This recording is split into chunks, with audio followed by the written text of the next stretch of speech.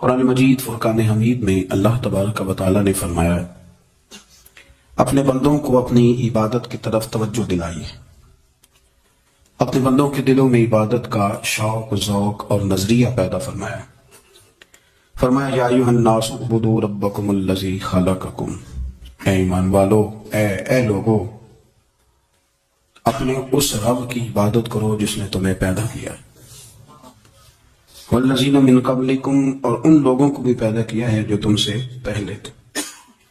تمہیں عبادت کا نفع یہ ملے گا لعلکم تتقون، کہ تم پرہیزگار ہو جاؤ گے۔ عبادت اس لیے کرو کہ اللہ نے تمہیں پیدا کیا ہے، اور اس لیے کہ تم سے پہلے لوگوں کو بھی اللہ نے پیدا کیا ہے۔ اور پھر ارشاد فرمایا کہ الذی جعل لکم الارض فراشا، وہی رب ہے جس نے تمہارے لیے زمین کو فرش بنایا ہے، والسماء بنا، اور آسمان کو چھت بنایا، وانزل من السماء ماء فاخرج به من الثمرات رزقا لکم، زمین کو فرش بنایا، آسمان کو چھت بنایا، پھر آسمان سے پانی برسایا جس کے ذریعے پھل نکالے، اور وہ بھی کسی اور کے لیے نہیں، رزقا لکم، تمہارے رزق کے لیے، وہ بھی تمہارے رزق کے لیے۔ یہ ساری نعمتیں تمہیں دی ہیں، اب فلا تجعلوا للہ اندادا، اب تم اللہ کے ساتھ کسی کو شریک نہ بناؤ، وانتم تعلمون، تم جانتے بھی ہو، تمہیں خبر بھی، تمہیں پتہ ہے کہ عبادت اللہ کی کرنی چاہیے، تمہیں پتہ ہے کہ نماز پڑھنی چاہیے، تم جانتے ہو کہ نوافل ادا کرنی چاہیے، تمہیں پتہ ہے کہ سجدے آنکھیں بند کر کے جھوٹ کی زندگی جی کے، اپنے ساتھ بددیانتی کر کے، دھوکہ دے کے، اپنے آپ کو دائیں بائیں، اپنے آپ کو کہیں مصروف رکھ کے کچھ وقت ضائع تو کر لیتے ہو، پر تمہیں پتہ تو ہے نا کہ عبادت اللہ کی کرنی، تمہیں اس کی خبر ہے۔ فرمایا اس رب کی، دیکھیں نا، انسان پر اگر کوئی شخص نیکی کر دیتا ہے، احسان کر دیتا ہے، تو انسان اس کے سامنے پھر گردن نہیں اٹھا سکتا، یار یہ میرے مشکل وقت کا دوست ہے، اس نے میرے ساتھ نیکی کی، کبھی بھی گردن نہیں اٹھائے گا، جھکا کے رکھے گا۔ تو اگر عام کوئی نیکی کر دے تو اس کے سامنے انسان کبھی گردن نہیں اٹھاتا، تو جو رب ساری نعمتیں عطا فرمائے، جو کہے کہ تیری تخلیق میں نے کی، تجھ سے پہلوں کو بھی پیدا میں نے کیا، تیرے لیے زمین کا بچھونا بھی میں نے بچھایا، آسمان کی چھت بھی میں نے لگائی، تیرے لیے زمین سے ساری اناج کو، پھل کو، کھیتیوں کو نکالا بھی تیرے لیے، تب تو اس طرح کر کہ تو میری عبادت کر، تو میری بارگاہ میں جھک جا۔ بہت سارے نشے لوگوں کو لگے ہوئے ہوتے ہیں، ہر آدمی کوئی نہ کوئی نشہ کرتا ہے، کوئی دولت کا کرتا ہے، کوئی شہرت کا کرتا ہے، کوئی اپنی تعریف کا نشہ کرتا ہے، دو چار لوگوں سے تعریف سن کے مطمئن ہو جاتا ہے۔ ناراض تو نہیں ہو گیا اس جملے سے؟ آپ کرتے ہیں لوگ دولت کا نشہ بھی، یہ جب نقصان ہوتا ہے تو بندے بیمار نہیں ہو جاتے، پیسے ڈوب جاتے ہیں تو لوگ بیمار نہیں ہو جاتے، تو اس کا مطلب یہ ہوتا ہے کہ نشہ ٹوٹ گیا ہے، بہک ہوئے نا تھوڑے سے تو کانپتے ہیں، تڑپتے ہیں، پریشان۔ نشہ ہی اسی طرح ہی کرتا ہے نا، نہیں ملتا تو پریشان ہوتا ہے۔ یہ سارے نشے ہیں، مختلف قسم کا نشہ۔ ہم مانتے نہیں اس بات کو، تسلیم نہیں کرتے، کیونکہ تسلیم کرنا بڑا مشکل کام ہے، اس کے لیے تو بڑی ساری چیزیں جو ہے وہ دبوچ کے اور بڑی سارے رستے پھلانگ کے آنا پڑتا ہے، تو بڑا مشکل ہے ماننا، ورنہ کرتے ہیں، ہمارا مزاج ہے۔ یہ گھومنے پھرنے کا، دنیا دیکھنے کا بھی ایک نشہ ہے، یہ بہت ساری باتیں کرنے کا بھی ایک نشہ ہے، گپ شپ کا بھی ایک نشہ ہے۔ دو چار لوگوں کی جب تک پگڑیاں نہ کھول لیں، بعض لوگوں کو نیند نہیں آتی، یہ غیبت کا، چغلی کا، بددیانتی کا، یہ بھی ایک نشہ ہے۔ اس پر مولانا رومی رحمۃ اللہ نے بڑا کلام لکھا ہے، وہ کہتے ہیں مانگ کے کھانے کا بھی نشہ ہے، مانگ کے کھانے کا بھی نشہ ہے۔ وہ کہتے ہیں کہ ایک بھیک مانگنے والی خاتون تھی، تو بادشاہ کے پاس بھیک مانگنے آئی، تو بادشاہ کو پسند آ کہ اس نے شادی کر لی، اس کو عادت تھی بھیک مانگ کے کھانے کی، تو وہ کنیزوں سے کہا کرتی تھی کہ فٹافٹ نہ روٹی لے کے آیا کرو، میں 2-3 دفعہ مانگوں تو پھر لایا کرو، کیونکہ ایک نشہ ہے نا، تو میں مانگوں 2-4 دفعہ تو پھر۔ تو انسان بہت سارے نشے کرتا ہے، یہ مانگتا نہیں، یہ موبائل، یہ فیس بک، یہ سارے نشے ہی ہیں، اپنی فوٹو لگا لینا، سارا دن اسی کو دیکھتے رہنا۔ اور بڑے بڑے سیانے بندے جو وزادار ہیں، بڑے وزادار لوگ ہیں، لیکن وہ بھی سنجیدگی کے قائل نہیں۔ کثرت عبادت، نوافل۔ ہمارے ہاں عمرے کی قراندازی محفلوں پہ ہونے لگ گئی ہے، حالانکہ حدیث سے ثابت نہیں۔ میں دوستوں سے کہتا ہوں جائز ہے، کرنی چاہیے، عمرے کی قراندازی جائز ہے، اور کسی حدیث میں نہیں آئی کہ قرآن اندازی کرو عمرہ کرو. حدیث میں قرآن اندازی یہ آئی ہے کہ نبی پاک علیہ السلام نے فرمایا تمہیں پتہ چل جائے نا پہلی صف کا ثواب کتنا ہے تم قرآن اندازی کرو. عمرے کی قرآن اندازی کا تو پوسٹر چھپتا ہے, تو یہ والی قرآن اندازی کب ہو رہی ہے؟ ہونی چاہیے کہ نہیں؟ حضور نے فرمایا تمہیں پتہ چلے کہ اس کا ثواب کتنا تو تم قرآن اندازی کرو, تم قرآن ڈالو. جب آپ نماز پڑھ رہے ہوتے ہیں, جب آپ کا مصلی آباد ہوتا ہے, صلاح الدین ایوبی ایک بزرگ سے ملاقات ہو گئی, بیت المقدس پر قبضہ تھا عیسائیوں کا. تو صلاح الدین بڑے پریشان تھے. بابا جی کہنے لگے پتر کیا ہوا؟ کہنے لگے حضور پتہ چلا ہے دشمن کے 2 بحری بیڑے اسلحہ لے کے آ رہے ہیں. مسلمان پہلے ہی کمزور ہیں, اور اب اگر 2 بحری بیڑے اور آ گئے تو حضور مسئلہ بن جائے گا. تو میں پریشان ہوں کہ کس طرح یہ کم مسئلے والی ہماری فوج ہے کیسے مقابلہ کرے گی. تو بابا جی کہنے لگے پتر اس طرح کرنا, آج رات تو بھی دعا کرنا اور میں بھی کروں گا, تو بھی دعا کرنا. آپ ناراض نہ ہونا, ہم تو پیروں والے, ہم تو پیروں کے نوکر غلام ہیں, ہمارا تو گزارا ہی نہیں, ہمیں تو ملتا ہے سارے کچھ وہاں سے. پر میرا سوال یہ ہے کہ تعویذ لینے جاتے ہو نفل کیوں نہیں پڑھتے, رات اللہ اللہ کیوں نہیں کرتے؟ یہ بھی تو ہمارے بزرگوں کا ہی طریقہ ہے, انہوں نے تو ہمیں سکھایا ہے.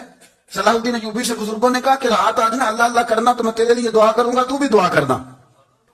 تو بندہ جب دکھی ہوتا ہے تو سجدہ کرتا ہے, تو پھر ہی تو مصلی بھیگ جاتا ہے, پھر ہی تو مزہ آتا ہے. سکھی بندہ تو کعبے جا کے نہیں روتا. دکھی تھے, تکلیف تھی, تو سر رکھا سجدے میں تو تڑپ گئے. اور وہ بابا جی کہتے ہیں میں مسجد آیا تو صلاح الدین چیخیں مار کے رو رہا تھا اور کہہ رہا تھا مالک میں کوئی اپنی شان کے لیے تو نہیں نہ لڑ رہا, اللہ کو میں کوئی قبضوں کے لیے تو نہیں لڑ رہا, مالک تیرے لیے لڑ رہا ہوں, مجھے بے آبرو نہ کرنا, میری مدد فرمانا. کہتے ہیں میں آیا تھا کہ مسجد میں دعا کروں گا, پر صلاح الدین ایوبی کو روتے دیکھا تو میں لوٹ گیا. تو سویرے صلاح الدین ملے تو بڑے خوش تھے. میں نے کہا پتر کیا ہوا؟ کہنے لگے حضور وہ بحری بیڑے 2 آ رہے تھے نا اسلحہ لے کے, دونوں ڈوب گئے پانی میں ڈوب گئے. تو بابا جی کہنے لگے صلاح الدین وہ پانی میں نہیں ڈوبے, وہ تیرے آنسوؤں میں ڈوب گئے, وہ غرق ہو گئے. وہ جو تو نے مصلی بات کیا تو وہ تیرے آنسوؤں میں ڈوب گئے, وہ غرق ہو گئے. وہ تباہ اتنے قیمتی تھے تیرے آنسو کے بہا لے گئے دشمن کے بحری بیڑوں کو. میرے بھائی ٹھیک ہو گیا جی, میرے عزیز سمجھ لیں اس بات کو ہمیشہ کے لیے, اور اس پر غور کرنے اچھے طریقے سے کہ میرے رسول کریم سید عالم صلی اللہ علیہ وسلم نے نا ہماری توجہ دلائی, حضور نے ہمیں بتلایا, ہمارا ذوق بڑھایا عبادت کی طرف. ایک صحابی تھے حضرت ابو فاطمہ رضی اللہ تعالیٰ عنہ, یہ ترمذی شریف کی حدیث ہے. نبی پاک علیہ السلام نے فرمایا ابو فاطمہ قیامت کے دن مجھ سے جلدی ملنا چاہتے ہو کہ دیر کے ساتھ؟ تو کہنے لگے حضور کون ہوگا جو دیر سے ملنا چاہے گا, ہم نے تو جان دے دی وعدہ دیدار پر. اعلیٰ حضرت فرماتے ہیں جان دے دی وعدہ اور نقد اپنا دام ہو ہی جائے گا. مجھے لگتا ہے کہ یہ سودا نقد و نقد ہو جانا ہے, چونکہ ہم نے جان دے دی وعدہ دیدار پر. آپ نے وعدہ کیا تھا کہ مریں گے تو پھر زیارت ہوگی, تو مر گئے ہم زیارت کی خاطر. جان دے دی وعدہ دیدار پر, تو نقد اپنا دام ہو ہی جائے گا. اے رضا ہر کام کا ایک وقت ہے, دل کو بھی آرام ہو ہی جائے گا. تو حضرت ابو فاطمہ رضی اللہ تعالیٰ عنہ سے نبی پاک صلی اللہ علیہ وسلم نے فرمایا جلدی ملنا چاہتے ہو کہ دیر سے؟ اس کی حضور فٹافٹ ملنا ہے, میں نے قیامت کے دن آپ سے جلدی ملنا ہے. تو نبی پاک علیہ السلام نے فرمایا پھر اس طرح کرنا, دنیا میں رہ کے سجدے زیادہ کرنا, پھر سجدے زیادہ کرنا, قیامت میں ملاقات جلدی ہو جائے گی, قرب ملے گا تمہیں. اپنے بچوں کے اندر دیکھیں نا, ہم شوق پیدا کرتے ہیں, ہمیں صحیح لفظ نہیں بولنے آتے, پر ہم بچوں میں شوق پیدا کرتے ہیں کہ پتر ڈاکٹر بن جائے گا تو بڑا نفع کرے گا, تو لوگوں کی خدمت کرے گا, ملک و ملت کی خدمت کرے گا, تیرے ابا کا نام روشن ہوگا, تیرے دادا کی تعریفیں ہوں گی. ہم یہ ذوق پیدا کرتے ہیں. ہم اپنے نوجوانوں کے اندر یہ فکر پیدا کرتے ہیں, انہیں ہم سمجھاتے ہیں کہ میاں جب تم پڑھو گے, محنت کرو گے, تو فلاں آدمی کی طرح تمہارا نام ہوگا. یہ جتنا ذوق ہم بچوں کے اندر ان چیزوں کا پیدا کرتے ہیں, ہمیں حکم ہے کسی طرح ہم ذوق پیدا کریں کہ پتر نماز پڑھے گا تو اللہ راضی ہو جائے گا, تو سجدہ کرے گا. دیکھیں نا میرے رسول کریم علیہ السلام نے فرمایا 7 سال کے بچے کو مسجد لے کے جاؤ, یعنی اسے شوق دلاؤ, اس کے اندر یہ خاصیت پیدا کرو کہ اس کا دل کرے مسجد میں جانے, اس کے اندر یہ خصوصیات لاؤ کہ وہ ہمارے یہاں نا ہر چیز کو پروموٹ کیا جا رہا ہے, ہر چیز کو, یعنی سر سنگیت سکھانے کے لیے اکیڈمیاں بن گئی, ہر شے پروموٹ ہو رہی ہے. عبادت کا جذبہ کم ہوتا جا رہا ہے, اللہ کا ذوق ہمارے اندر نہیں رہا. اور اتنا مشکل ہم نے اپنے لیے بنا لیا ہے کہ وہ بندہ جو بڑی زبردست مذہبی گفتگو کر رہا تھا اور تگڑی بات کر رہا تھا, کیا بات ہے, لیکن نماز کے بارے میں کمزوری دکھا جاتا ہے, نوافل کے بارے میں وہ چپکے سے نکل جاتا ہے.